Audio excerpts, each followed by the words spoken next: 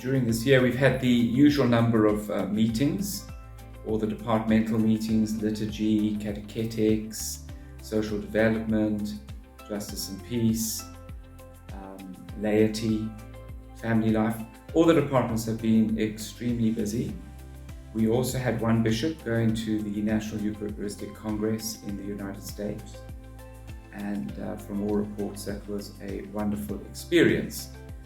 Quite overwhelming, I think, in terms of the numbers and in terms of the organization that is required for a National Eucharistic Congress of that size. We also had two bishops attending the synod on synodality, the final session, and next year it will have to be the rollout of the synodal document.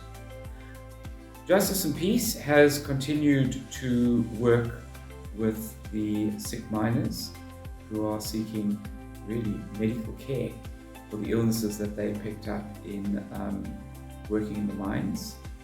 I think the highlight from the Justice and Peace area was their work around the listeriosis crisis caused by the infected polony that appears to have originated from a manufacturer owned by Tiger Brands.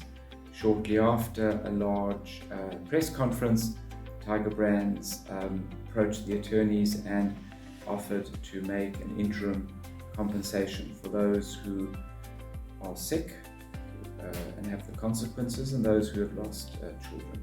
Remembering close to 200 people died in this, but many hundreds, close to 1,000 people are living with the consequences of that infection. So for me, that was a real highlight and just shows where the church should be. As we come to the end of the year, we are able to spread some Christmas joy through our Christmas hampers, Christmas buckets really. And that is thanks to the generosity of those who donate on a monthly basis to the Southern African Catholic Bishops Foundation. All the capital of that foundation remains intact, and we draw down a certain amount of the growth each year for distribution to the poor. People are hungry, and while we cannot solve the hunger problem in this country, we can at least bring a certain amount of cheer. And these buckets go to all sorts of groups, both in and outside of the church.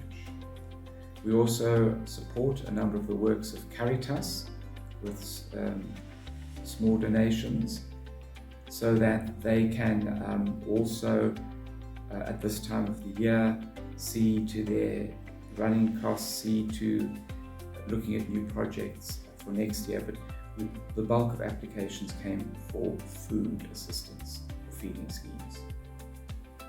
On behalf of the Bishops' Conference, I wish you a blessed Christmas and a peaceful New Year. The gift of peace that the Prince of Peace brings at Christmas is something that we all need, not just in our hearts, but in our families, in our communities, and in our societies as well. 2025 is a Jubilee year under the title Pilgrims of Hope. To bring hope to others means to bring the promise that tomorrow may just be a little bit better than today.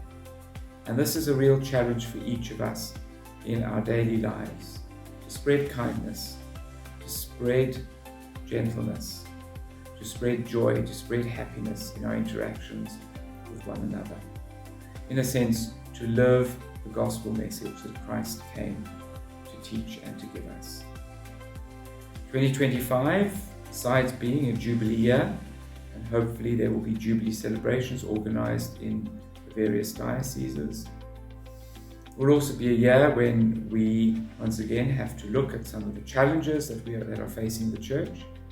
And I think that a challenge that we are confronted with is, how do we continue to rebuild our parishes, to get people back into church, to build communities, to build a solidarity amongst our Catholics, amongst our Christians, and amongst all people of goodwill, so that we truly can proclaim to those who find life difficult that there is reason to hope, that tomorrow may just be better.